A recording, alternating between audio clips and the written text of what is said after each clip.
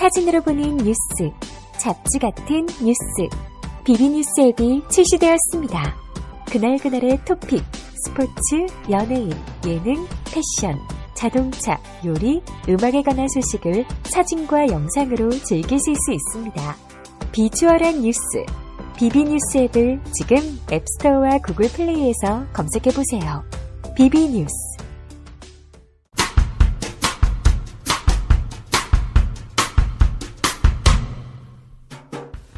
당신은 장애를 아는가 당장아 시작하도록 하겠습니다. 네.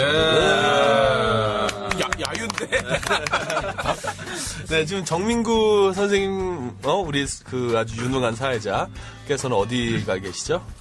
지금 기가 막힌 작품을 하나 편집을 하고 있습니다. 급 편집을 하고 있는데 그 제목이 뭐죠? 제목이?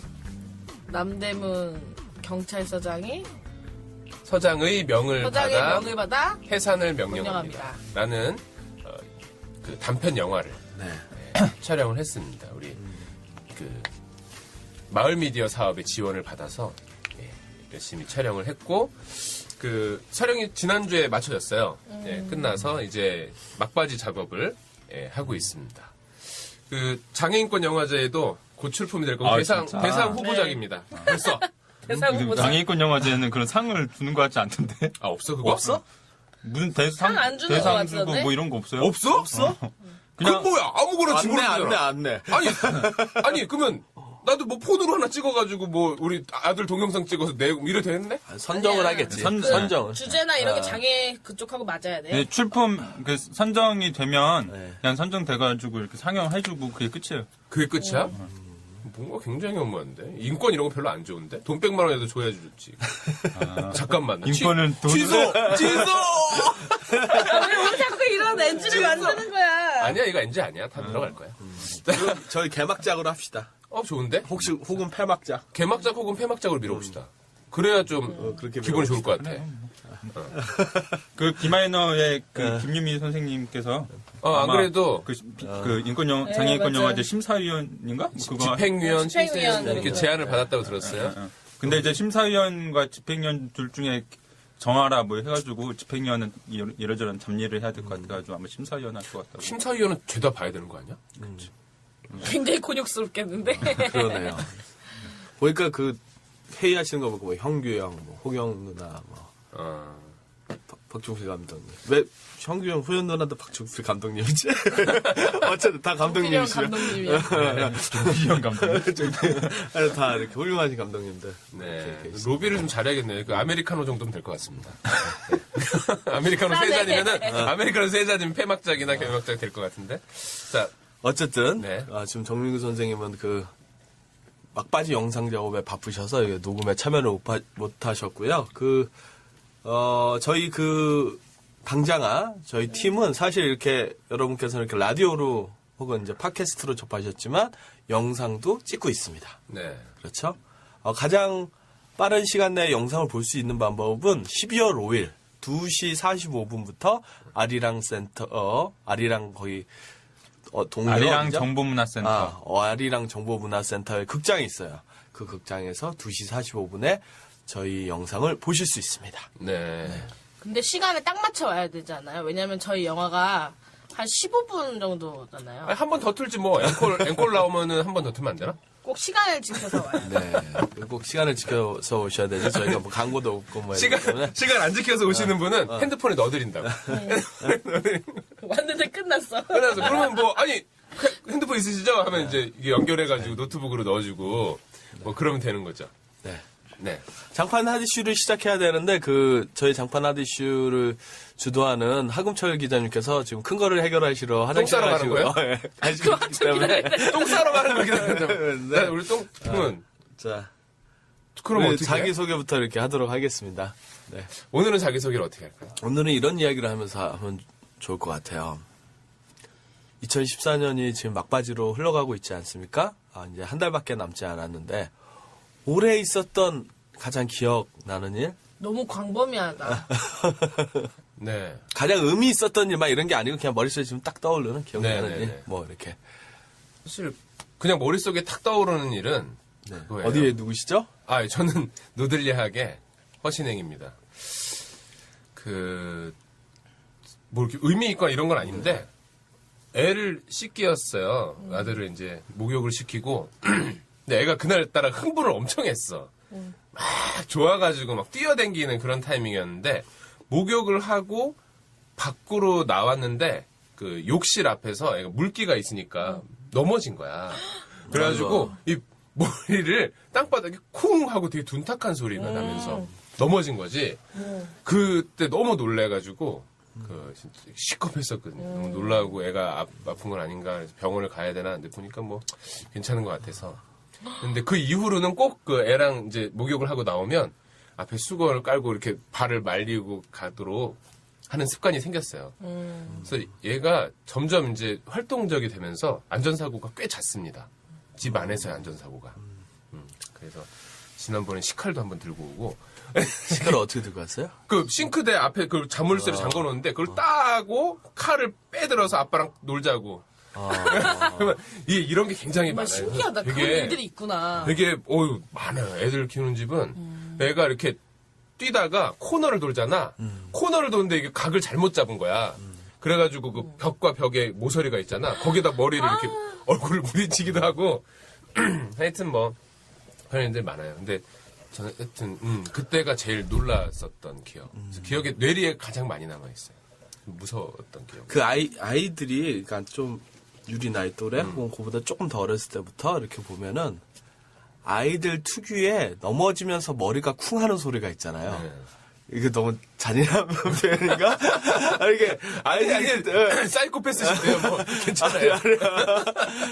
아이들이 되게 잘 넘어지죠. 그 나이 또래. 자기 몸도 잘 못 가누고 네. 아직 자기 몸이 이제 막 움직이기는 싶은데 균형 감각이나 뭐 이런 것들을 아직 자기 몸에 익숙하지 않은 거지. 이런 말을 하면 안 되나? 30%의 내병변이 있다 그런다만. 안 되네. 또 그러잖아요. 뭐야? 아니 이게 뭐가? 자기 몸의 크기를 알 수 있다고. 이게 조정이 잘 안 돼. 아이가 아기들은 자기 몸에 익숙해지는 시기잖아.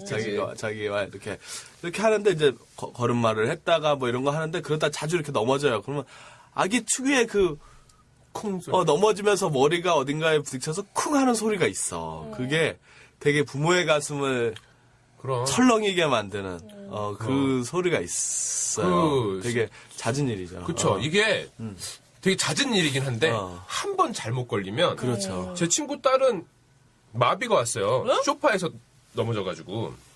그래서 한 2주, 3주간을 누워만 있었어요. 근데 나중에는 회복이 됐어요, 지금.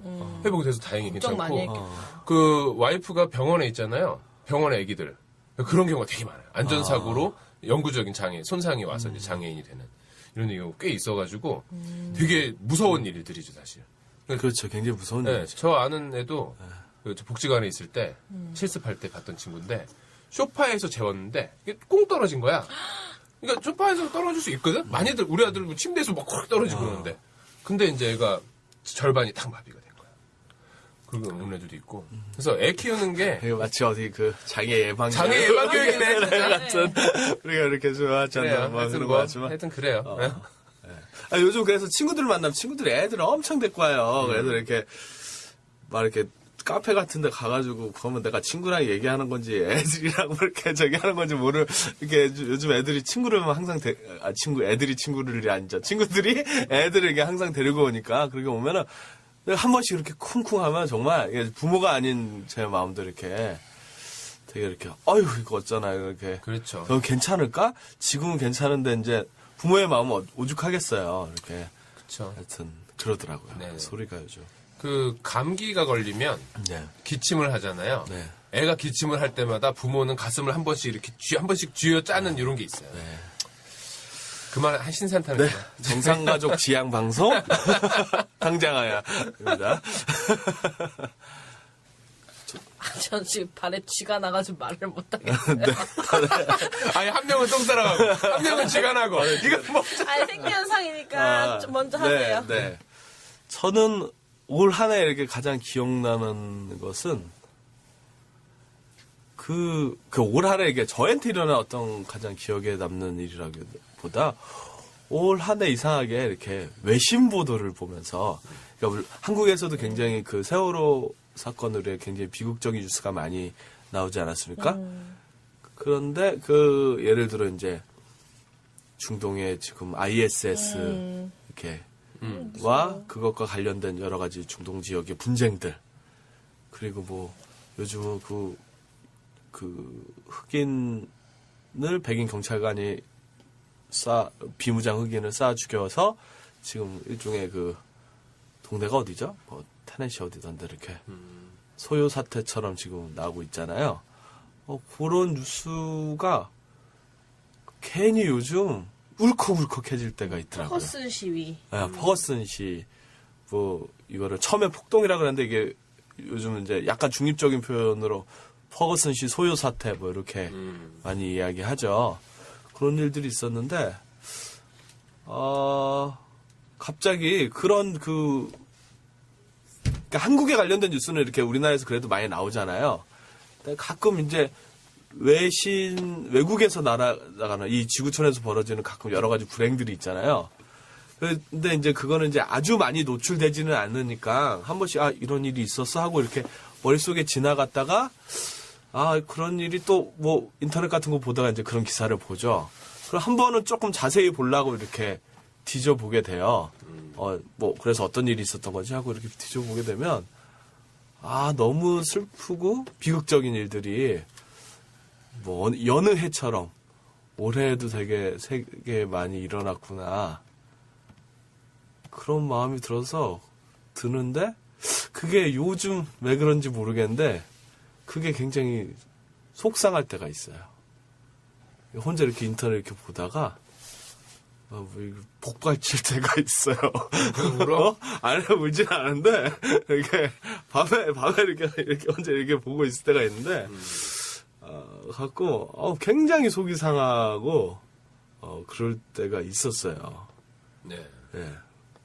이게 오래 기억나는 사건이야 이게 맞나 모르겠는데 뭐. 어쨌든 이렇게 사건 뭐 이렇게 생각하니까 그런 생각이 드네요. 네. 노들야학의 배승천입니다. 저는 노들야학의 조사랑입니다.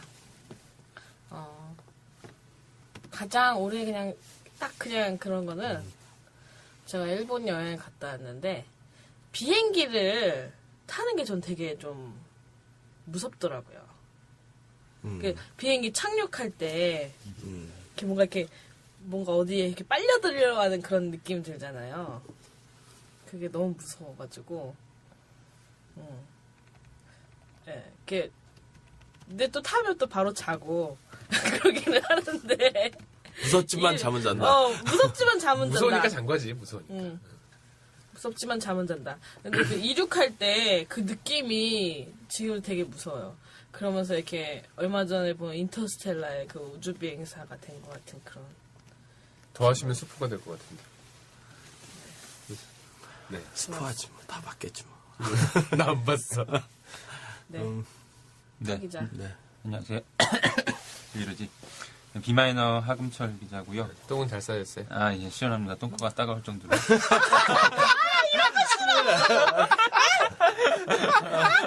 내가 너의 그 치료를 왜 알아야 해? 그럼 치료가 있어? 치료? 아니, 따갑고 아프면 치료 아니야? 아니, 뭐, 그냥 똥 싸고 나면 그냥, 너무 경미한 고통이 나타날 수도 있잖아. 그래, 너무 세게 병원에 가보세요. 더 늦기 전에. 경미한 고통이. 물티슈를 써, 물티슈. 호흡하고 맞춰야 돼. 이게 호흡을 자꾸 맞춰. 이거 자세하게 얘기해. 호흡하고 맞춰야 된다고? 그건 무슨 말이야? 뭔 소리야? 그러니까 사람들이 이렇게 뭐 애 낳는 것도 아니고 쌀 무슨. 때 라마조호법이 필요한 거. 아니 쌀 때 이렇게 이렇게 힘을 주잖아. 그게 아니라 호흡을 이렇게 들이마셔야 복식 호흡을 해야 이렇게 돼. 들이마시면서 이렇게 내려가야 돼. 뭐 똥 트레이너도 아니고 이게. 이거를 개발하는 거야? PT를 하면 너무 웃겨. 퍼스널 트레이너를 하면 되게 웃긴 거야. 옆에 똥 쌀 때, 자, 숨 들여마시고. 셋에 갑니다. 하나, 둘, 셋. 네, 잘하셨어요. 한 번에 잘하셨어요. 나오려던 똥. 다음 주 수요일 10시에 만날게요. 뭐 이런 거. 네. 똥 모으고 계세요? 이게 뭐, 올해 가장 기억에 남는 걸 뭐 얘기하는. 전 뭐 기억에 남는 거는. 그냥 약간 부끄러운 기억밖에 없어요. 술 먹고 꽐라대가지고 길바닥에 자고 막 이런.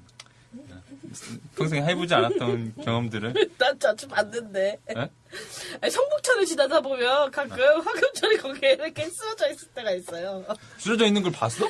예? 봤는데? 뭔 소리야. 한번 본 것 같은데? 롯데리아에 자고 있는. 롯데리아에 그건 내가 그런 경험을 했다고 말을 했지. 아니, 한번 봤다 그랬었던 것 같아서. 보는데? 성북천에 쓰러져 있지는 않았어. 하여튼 화금천에 쓰러져 있는 거를 거기서 혼자 캔맥주를 마시거나 이런 적이 있어도 쓰러져 있는 걸 본 적이 있는 것 같아요. 어디서 무슨 이상한 사람 보고서 나를 나는 그 꽐라 된 거보다 꽐라가 왜 됐는지 궁금해. 네. 그냥 술 많이 마셨어. 왜 왜 맛있어? 맛있어요? 담배도 요새 많이 피더라고요. 그래. 에? 누가 떠났어? 내 곁에 아무도 없었어요. 나는 원래 혼자 페이지 노래 중에 있는데 나중에 배경음악을 듣었으면 좋겠네요. 네. 이상입니다. 네, 그래도 이렇게 시덥지 않은 자기소개 기회 누려주셔서 감사하고요. 장판 아저씨 화금철 기자 들어가 보도록 할까요? 예. 네. 이번 주제는, 참, 어떻게 진행을 해야 될지 되게 약간 막막하기도 한데, 왜냐면은, 올 한 해, 어쨌든 비마이너에서는 가장 핵심적으로 다뤘던 이슈이긴 한데, 이게 다루는 범위가 참 넓습니다. 미리 말씀을 드리자면은, 우리나라의 빈곤층을, 이렇게, 빈곤층에게 생존권을 보장해주기 위해 있는 거의 유일한 법이라고 할 수 있는 국민기초생활보장법에 대해서 이야기를 해보고자 합니다. 국민기초생활보장법이 어떻게 만들어졌고 이런 얘기를 하기보다는 최근에 지난 11월 17일 국회 보건복지위원회 법안소위에서는 이제 국회에서는 송파세모녀법이라고 부릅니다. 송파세모녀법이라는 것이 법안소위를 통과를 했습니다. 송파세모녀법은 뭔지 다들 아시죠? 몰라요. 설명해 주세요. 아니 조상 선생님이 송파세모녀 사건이 뭔가요? 법이요. 법. 그러니까 송파세모녀 사건은 알죠. 사건은 알죠. 사건은 알죠. 네. 송파구에 사는 세 모녀에 대한 비극적인 그 사건이었는데. 네, 좀 간략하게 소개를 해주시면 네. 좋을 것 같아요. 예, 올해 2월 말에 있었던 사건이죠. 원래는 연합뉴스에 처음에 보도됐다가 이제 한겨레에서 되게 집중 보도를 하면서 이제 쫙 퍼졌던 그 사건인데 방금 말씀하셨듯이 송파에 사는 세 모녀가 함께 고양이랑 같이 살고 있었는데 원래는 이제 두 딸은 좀 많이 아프고 어머니가 식당 일을 하시면서 생계를 이게 책임져 오셨는데 식당 일을 하시다가 팔을 다치셨죠. 그래가지고 한동안 식당 일을 못 하셔가지고 수급을 신청하진 않으셨고 어쨌든 그런 상황에서 살다 보니까 다른 생계 대책이 없고 두 딸은 많이 아프고 근데 이제 만약에 수급을 신청하셨더라고 하더라도 추정소득이나 이런 것들이 잡혀서 수급을 또 국가로부터 이제 구제를 못 받는 이런 상황에서 몇 달 동안 진짜 아무 어디서도 도움을 받지 못하고 그 어머니가 팔에 다쳤다는 이유만으로 이렇게 빈곤을 이렇게 나락으로 떨어지셔가지고 그냥 고양이 한 마리와 그 세 모녀가 다 같이 이제 목숨을 이제 스스로 버리시면서 죄송합니다라는 그 집주인에게 2달치 공과금과 전기세 이런 것들 몇만 원만 딱 남기고 죄송합니다라는 편지를 쓰고 세상을 뜨셨던 사건이죠. 그 이후로도 송파 세모녀와 비슷한 사건에 이제 수급자들이 목숨을 이제 버리는 이런 사건들이 많이 있었는데 요 사건이 많이 알려지면서 이제 국회나 정부에서 이제 이 송파 세모녀 같은 비극이 재발돼서는 안 된다라고 하면서 각종 법안들을 내놓고 막 했었죠. 근데 그런 법안들을 잘 이렇게 모아가지고 이제 국회에서 이번에 송파 세모녀법이라고 이렇게 딱 포장지를 해가지고 법안을 통과시켰던 거죠. 근데 오늘 좀 얘기를 해보고자 하는 거는 이 송파 세모녀법이 정말 송파 세모녀의 죽음을 막을 수 있었을 법이냐라는 것에 대해서 오늘 한번 얘기를 해보고자 합니다. 네, 송파 세모녀와 같은 처지에 놓여 있는 수많은 가난한 사람들에게 이 법이 과연 지금보다 더 나아질 것인가? 그런 말씀이시죠. 예. 네. 그 대략적으로 좀 이 개정되는 좀 대략적으로 구체적인 말이 이상하네요. 네, 그 내용을 조금 설명해 해주실 수 있을까요? 예. 근데 송파 세모녀 법이라고 이번에 국회에서 통과된 게 네. 송파 세모녀 사건이 있은 이후에 그 법안이 제출된 건 아니에요. 사실. 그 전부터 제출돼 네. 있었고요. 네. 원래는 그 박근혜 대통령이 당선되면서 그 국민기초생활보장법과 관련해가지고 약속했던 바가 몇 가지 있었죠. 그것들을 2010 올해 말고 작년에 그 몇 가지 이 개정안을 내놓은 게 있죠. 네. 그것들을 이제 송파 세모녀 사건이 일어나니까 확 그 띄우려고 여기다 송파 세모녀 법이라는 이름을 딱 붙여가지고 그냥 그 사건을 사실상 좀 이용을 했던 측면이 있고 그러면서 실제 그 정부가 추진하려고 했던 그 개정안의 내용은 구체적인 내용은 사실 잘 안 알려지고 좋은 내용만 이렇게 많이 이렇게 알려진 측면들이 있죠. 그 내용은 사실 바로 개정안의 내용이 뭐다를 설명하기 전에 그 약간 전사들을 좀 말씀을 드려야 될 것 같아요. 그거를 좀 말씀을 드리면은 근데 국민기초생활보장법이 뭘 위한 법이죠, 우리가? 그렇게 갑자기 얘기하니까 포스트잇 하나 주시고 볼펜 하나 주시면 5분 뒤에 써서. 국민기초생활보장법 1조에는 이렇게 써 있어요. 이 법은 생활이 어려운 사람에게 필요한 급여를 실시해 이들의 최저 생계를 보장하는 것을 목적으로 한다. 그리고 4조에는 이 법에 따른 급여는 건강하고 문화적인 최저 생활을 유지할 수 있는 것이어야 한다. 라고 되어 있어요. 그러니까 국민의 최저 생활을 보장하기 위한 기준선을 만들어 놓고 그 밑으로 떨어지는 사람들은 이제 빈곤한 것이기 때문에 그렇게 되지 않기 위해서 국가가 노력해서 구제해 주겠다라고 하는 국가의 어떤 빈곤층에 대한 책임을 강조한 법이죠. 건강하고 문화적인 최저 생활이라고 나와 있네요. 그렇죠. 그렇죠. 그러니까 뭐 단순히 생존뿐만이 아니라 최저 수준의 문화생활 이런 것까지 포함된. 네. 근데 이렇게만 말해놓으면 말이 되게 추상적이잖아요. 추상적이네요. 네. 그래서 이제 뭐 최저 생활이라고 했을 땐 그 기준을 법으로 딱 명확하게 정해놔야 되잖아요. 그래서 이 국민기초생활보장법에 정해놓은 게 뭐죠? 최저생계비. 그렇죠. 최저생계비죠. 최저생계비를 매년이 아니라 3년에 한 번씩 그 중앙생활보장위원회에서 최저생계비를 계측하고 또 이제 그 중간중간마다는 물가 인상률을 반영해가지고 이제 이 정도면은 이 정도 이상은 모든 국민이 살아야 된다라고 이렇게 제시를 하는 거죠. 그것을 보장해주기 위해서 국가가 책임지고 이렇게 해주는 게 이제 국민기초생활보장법이라는 제도인데, 근데 이렇게만 법이 잘 돌아가면은 상관이 없겠죠. 근데 이 법이 이제 제정된 지 한 10몇 년이 흘렀는데 여기에 대해서 이제 시민단체나 이런 데서 세 가지의 문제를 주요하게 지적을 했습니다. 네. 세 가지의 문제가 뭐냐면 첫 번째는 그러니까 먼저는 3년에 한 번씩 계측되고 물가 인상률 반영돼서 만들어진 이 최저 생계비가 현실적이지 못하다. 너무 작다. 너무 그 국민의 건강하고 문화적인 최저 생활을 유지하는데 턱없이 부족하다라는 얘기를 해서 최저 생계비를 현실화해야 된다. 몇 년 전에 그 현 새누리당 국회의원이 그 최저 생계비로 살아보기 뭐 이런 걸 하면서 그렇죠. 이렇게 나 뭐 참치캔도 사 먹고 뭐 어쨌다 이러면서 뭐 황제 식사라고 뭐 그런 얘기 했다가 굉장히 어마어마한 비난에 직면하지 않았었습니까? 네, 그렇죠. 그런 게 생각이 나네요. 그 약간 그렇게 이제 여당 쪽에서는 충분하다. 현실들을 전혀 이제 체감을 못하고 뭐 이렇게 말을 하는 측면들이 있었고, 어쨌든 그 첫 번째는 최저생계비를 현실화해야 된다라는 주장이었죠. 그 주장의 이제 핵심은 지금은 최저생계비를 이렇게 계측하는 방식이 장바구니 바스켓 카운트 해가지고 바구니에 필요한 품목들을 라면 2개 뭐 이런 식으로 이렇게 채워가지고 그 금액을 총 합산해가지고 하는 방식, 절대적 빈곤선이라고 하죠. 그 코스트코에서 채우면 엄청날 텐데. 난 어제 그 장바구니 어느 장바구니야? 카트지. 내가 한번 채워줘. 코스트코 카트라고. 장바구니 말고.